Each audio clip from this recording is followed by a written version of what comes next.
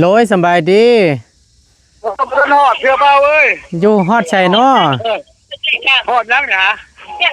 พลานฮอดพลานฮอดพลานอ๋อหากฮอดพลานบ่เจ้าฮอดผู้ใดผู้หาหันโดยถ้าว่ามาฮอดแล้วก็โทรมาหาเด้อโอเคพอดีว่าเฮาก็อยู่นี่แหละเข้ามาบ้านพ่อตู้เพิ่นนี่แหละแต่บ่เห็นเพิ่นซ้ำจักไปใส่ก็จังว่าโอเคเห็นแล้วเห็นนั่นเพชรเพิ่นออก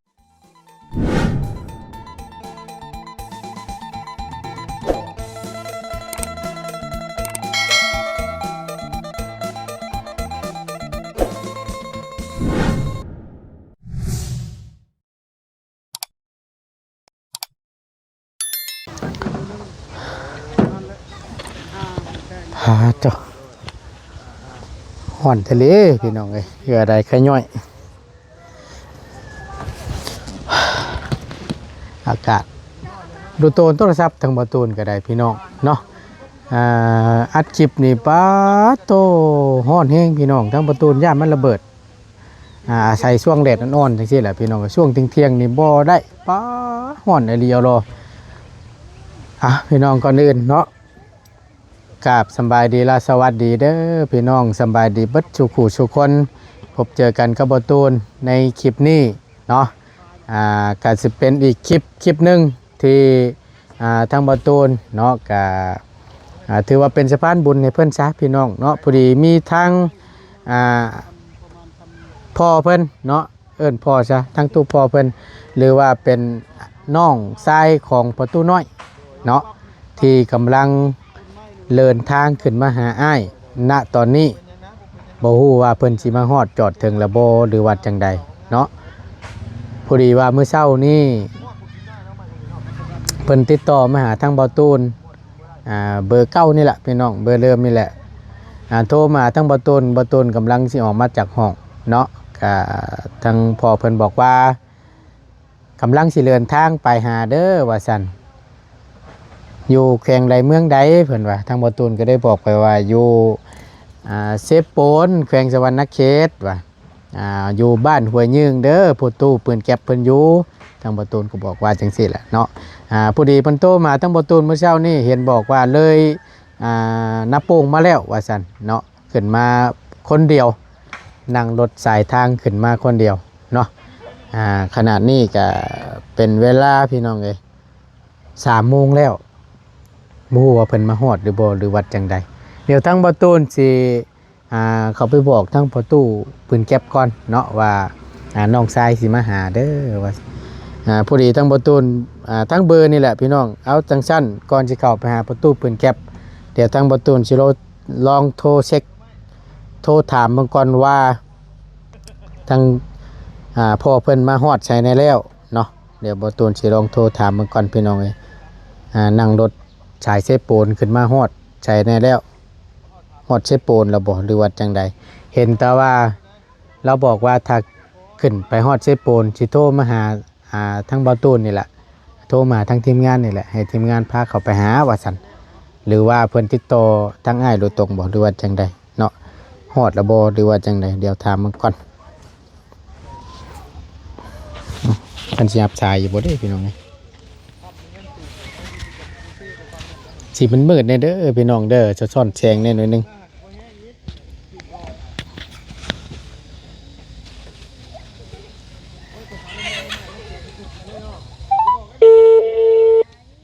ติดอยู่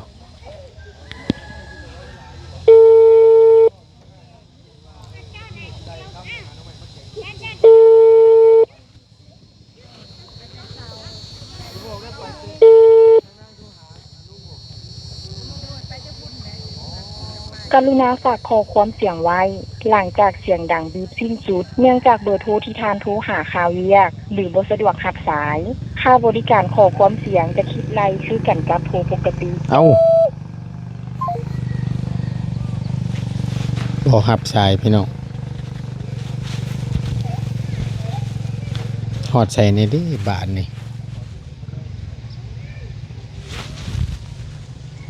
เสานี่หน้าเท่าไรก็อ้ายเสานี่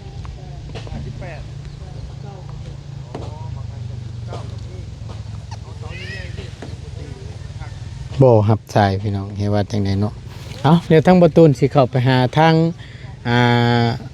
ประตูปืนแก๊ปเพิ่นก่อนพี่น้องเอ้ยไปเบิ่งก่อนจะว่ามาฮอดแล้วประจักษ์เนาะโทรหาบ่รับสายนี่สิไปแจ้งให้เรารับผู้นํพี่น้องเนาะว่าน้องชายสิมาหาเด้อสิไปบอกเพิ่นรับผู้นํก่อนถ้าว่าเพิ่นมาฮอดแล้วก็ดีพี่น้องเอ้ยหรือว่าเพิ่นมายังบ่ทันฮอดก็นี่แหละเดี๋ยวจังค่อยพาทางน้องเราเนาะพากันเข้ามาหาทางอ้ายเบิ่งน้ำกันพี่น้องว่าเพิ่นสิดีใจส่ำใดหลังจากที่เพิ่นบ่ได้พบพ่อกันเป็นเวลายาวนานเนาะ40ปลายปีว่าซั่นทางอ้ายหนีออกจากบ้านพบสงครามนี่แหละสมัยสงครามแต่ก่อนตะกี้เนาะหนีตายว่าซั่นซะทางประตูเราสุพังนั่นพี่น้องเอ้ยตั้งแต่ใส่ส่งหัวยุ่มพู้นเราพบเลยทั้งประตูแล้วก็เป็นทหาร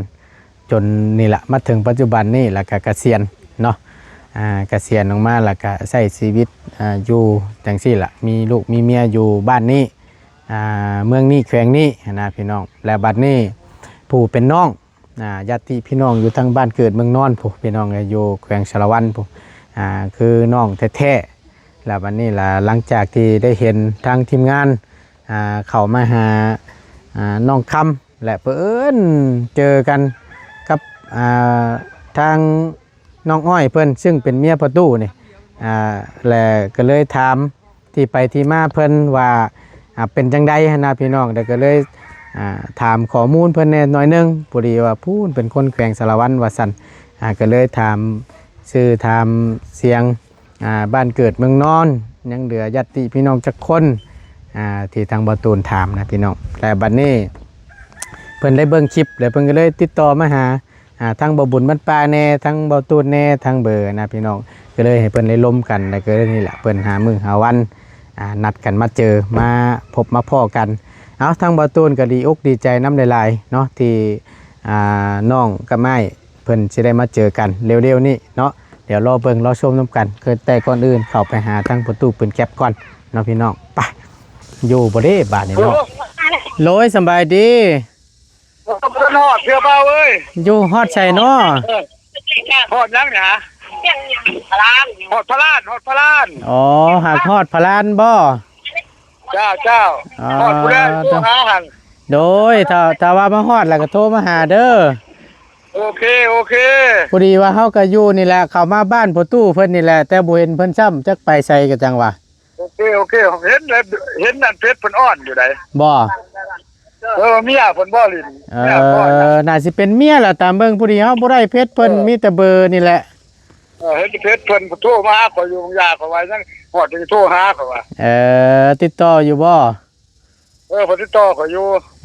ใครอยู่ซั่นเนาะเอาฮอดช่วงค่ำๆเนาะโอเค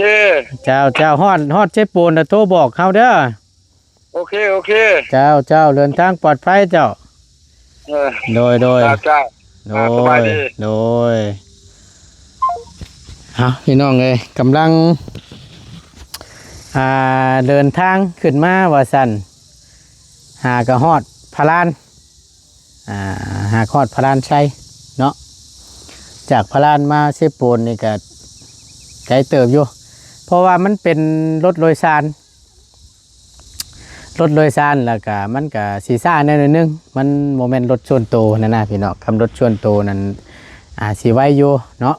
จากพลานมาแล้วก็เซทม่วงแล้วก็จังสีมาเมืองพีนแล้วก็ขึ้นมาแล้วจังสีฮอดเซโปนพี่น้องเลยเนาะมาฮอดเซโปนเนี่ยเราว่าสิโทรหาว่าซั่นตอนนี้ก็3:40สิเข้า4 โมงแล้วฮอดก็สิเป็นช่วงค่ำๆพุ่นแหละทางบ่ตูนเบิ่งนี่ประมาณ5 โมง 6 โมงพุ่นแหละคิดว่าได้ทางบ่ตูนคิดว่าจังซั่นเนาะ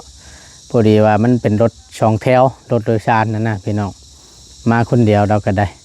เอาก็ยังดีละแต่ทางง่ายเพิ่นยังได้ติดต่ออยู่เนาะบ่ฮู้ว่าเพิ่นไปใส่ทางบ่ตูนมาฮอดเทือนรถบ่เห็นซ้ำพี่น้องไปหากินบ่หรือว่าจังไดไปหายิงนกปิดปลิวมาปนชูน้องกินบ่หรือว่าจังใดเนาะประตูนี่ก็ได้ มาบ่เห็นไปได้พี่น้องเอ้ยอยู่ตารางเที่ยงตารางเฮือนแล้วนี่แหละทั้งบ่ตูนก็ได้พอดีทั้งบ่ตูนโทรเบิ่งอีกเทื่อนึงแล้วก็เลยติดแล้วก็เลยฮู้ว่าณตอนนี้อยู่หากฮอดพระลานว่าซั่นเอาทางบ่ตูนก็บ่เคยเห็นจักเทื่อเดี๋ยวถ้าเบิ่งถ้าชมนํกันพี่น้องในระหว่างอ้ายกับน้องซึ่งตามหากันมานานเนาะเพิ่นสิดีอกดีใจซำใดเดี๋ยวถ้าเบิ่งถ้าชมน้ำกันเด้อพี่น้องเด้อเนาะเดี๋ยวทางบทตูนสิทายให้พี่น้องได้เบิ่งน้ำกันเนาะแต่ว่าตอนนี้นี่ทางประตูเพิ่นเก็บนี่ไปไสพี่น้องเอ้ยเรื่องของเรื่องนะจักเราไปทางใดบาดนี่เมียเราก็บ่เห็นก่อมันพี่น้องเนาะหรือว่าอยู่พุ่นบ่พี่น้องโอ้แม่นบ่น่ะรับกล้องให้เบิ่งลงพุ่นประจักษ์หนอโผไปพี่น้องพอดีทางบอตูนถามทางน้องคำเพิ่นเมื่อกี้นี่ว่าเพิ่นมาเฮือนพอเท่าเพิ่นว่าสันเนาะจักซีเมนต์ลังได้บาทนี่พี่น้องเลยนำข่าวไปบอกก่อนจักซีเมนต์ลังได้เลยเฮือนพอเท่าบ่เคยได้มาจักเถื่อทางบอตูนก็ได้จักซีเมนต์ดังได้เห็นแต่เพิ่นซี่มาทั้งพี่แหละไหวโยเบิ่งน้ำกันก่อนพี่น้องเอ้ยโอ้มีรถไถผู้เฮือนนี่เนาะมีรถไถเต็กๆผู้เฮือนผู้คันเลยนี่ใช่ล่ะพี่น้องเอ้ยเห็นเพิ่นซี่มาทั้งพี่ผมเคยมาจักเทื่อได้บ่ตูนก็ได้ครั้งแรกเลยนี่สิได้เห็นเทือนพอเฒ่าเพิ่น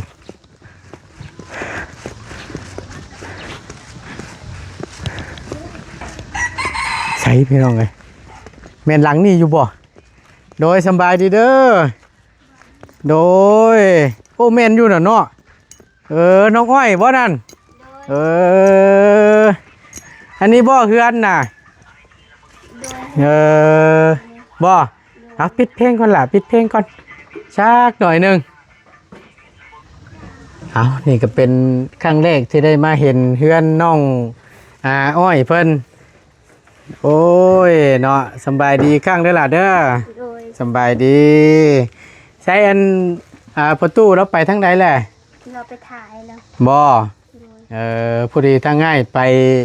เฮือนเจ้ามาเมื่อกี้นี่ผัดบ่พ่อซ้ำนึนมาพี่เนาะคู่ละบ่วานทางน้องประตูเพิ่นสิมาหาโดยเราหากระตุ้นเมื่อกี้เนี่ยเราหดซิโนแล้วบ่โดยโอ้ไวอยู่เลยเนาะโดยถือว่าไวอยู่ได้พี่น้องเอ้ยไล่หยังสั่นไว้สู่เพิ่นกินไก่กับเป็ดไก่กับเป็ดโดยปาโตสิได้กินต้มไก่ต้มเป็ดน้ำสะเนาะบ่ตูนกันได้บาดนี้สิบ่พาเมื่อรอกคำว่านั่นน่ะเนาะโอ้กำลังฮอดชิโน่ว่าซั่นแต่ว่าทางบ่ตูนก็ได้โทรถามมึงอยู่ฮอดพระลานได้หลายเอ้ยละหั่นมาฮอดพระลานแล้วแล้วตัวมาเมื่อกี้นั่นล่ะว่าไก่เซโนไปแล้วไก่เซโนไปแล้วไก่เซโนก็คือพี่แหละมาฮอดพระลานแล้วก็น้อยก็สิฮอดเชทม่วงแล้วก็เมืองพีนแล้วก็สิฮอดเชโปนละบาดนี้เนาะหลังนี่บ่เฮือนเจ้าเองนะเพราะว่าทางบ่ทุนบ่เคยมาจักเทื่อพี่น้องเอ้ยเห็นแต่เพิ่นซี่มาพี่ละไหวอยู่แหละบ่ฮู้ว่าอยู่ไสหั่นน่ะก็เลยมาเห็นแล้วบาดนี้โอ้ถือว่าหลังใหญ่อยู่เนาะใช้อันทางแม่เจ้าเลขซะใส่เรากำลังนึ่งข้าวโอ้กำลังนึ่งข้าวพอไผเตรียมท่าบ่โอ้ยเนาะหนึ่งได้ลายเด้อตะลองมาหาเด้อต้มเป็ดต้มไก่สุกินเนาะเอาดีใจน้ำได้ลายเนาะที่เพิ่นได้มาเยี่ยมยามทำข้าวก็จะได้เห็นกันละบาดนี่เนาะจักสิเป็นยังไงห้วยคำว่าเพื่อนว่าเอิ้นตามน้ำนี่เป็นป้าเราได้นี่เนาะเป็นป้าคนเลยเจ้าน่ะ ทางนั้นก็เอิ้นนี่น้องของผัวนี่ก็สิเอิ้นอ้าวเนาะแต่ว่าในภาษาเล่าลุ่มเฮานะพี่น้องเอิ้นอ้าวละแต่ว่าเป็นน้องชายของผัวนี่แต่ว่าเพิ่นมาผู้เดียวเนาะ โดย แม่นบ่ โดย มาผู้เดียว อันทั้งนี้อันเป็นไผจะเป็นเอื้อยบ่ โดยเพิ่นก็อยู่เฮือนนี่นะ บ่แม่นพูดเพิ่นละ เฮือนต่างพุ่นบ่ โดย อ๋อมีอันนี้ลูกเจ้าบ่นี่น่ะอ๋อ2คนนี่ สิ โอ้คือหลายแท้4คนพุ่นน่ะตัวอ๋อเฮือนต่างแล้วเนาะไปอยู่พุ่นอืมอันเพิ่นมานี่ก็สิให้เพิ่นมาพี่ได้บ่ ใคร อันผู้เพิ่นมาน่ะ ก็เรามาอยู่พี่แหละอยู่บ่ได้เฮือนคอยมันน้อย เฮือนเจ้ามันน้อย โดย ก็เลยสิมาอยู่พี่ก่อน โดย หลังใหญ่เลยพี่น้องเนาะเดี๋ยวประตูสิย่างเอาม่อมเบิ่งให้เบิ่งนํกันเนาะมาอยู่มุมนี้แจนี้เอาว่าสิได้พ่อประตูเพิ่นก็บ่ได้พ่อซ้ำพี่น้องไปเข้าห้องน้ำว่าซั่นไปเลยมีแต่ว่ามาฮอดช่วงค่ำๆแล้วก็